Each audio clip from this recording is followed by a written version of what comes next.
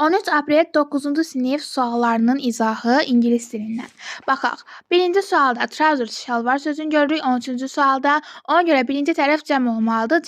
C və E variantını çıxırıq. Ondan sonra isə şalvarın rəngindən danışdığımıza görə ikinci tərəfdə cəmdə olmalıdır. Buna isə D variantı uyur uşaqlar. 14-cü testdə isə cavabımız A variantıdır. Burada biraz mənniyə baxacağıq. Deməli, I don't think. Burada bir dənə inkar var. İkinci tərəfdə inkar ola bilməz. Məsələn, B ilə C variantı həm qrammatik cəhətdən səhvdir, həm də bir cümlədə iki dənə inkar ola bilməz deyə ikinci inkarı götürə bilmərik. Həmçinin də haven't-ın inkarı don't have to, won't able-ın inkarı isə will be not able to şəklində olur. To harda desəniz, burada üç nöqtədən sonra to-nu yazmışıq uşaqlar.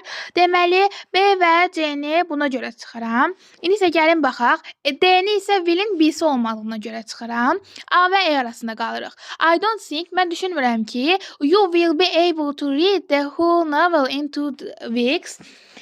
Sən bu bütün romanı 2 həftə ərzində oxuya bilərsən. Burada should gərək mənasını verir. Yəni həmin o noveli oxuması çox da gərəkli deyil. Ona görə 14A.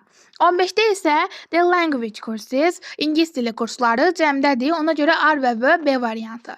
16-da exhibition sərgi, ona C variantı uyğun gəlir. Dessert, yeməyin yanında verilən şirniyyat, ona B variantı uyğun gəlir. Desire, arzu, ona isə A variantı uyğun gəlir. 17-də isə the person who is head of school, məktəbin başçısı kimdir? Direktor. Direktor da ingilis dilində principaldır. 18-ci suala baxırıq. Bizdən əks mənalı sözləri istəyir. Əks mənalı sözlərdə E variantında to forget, unutmaq, to remember, xatırlamaq mənasını verir.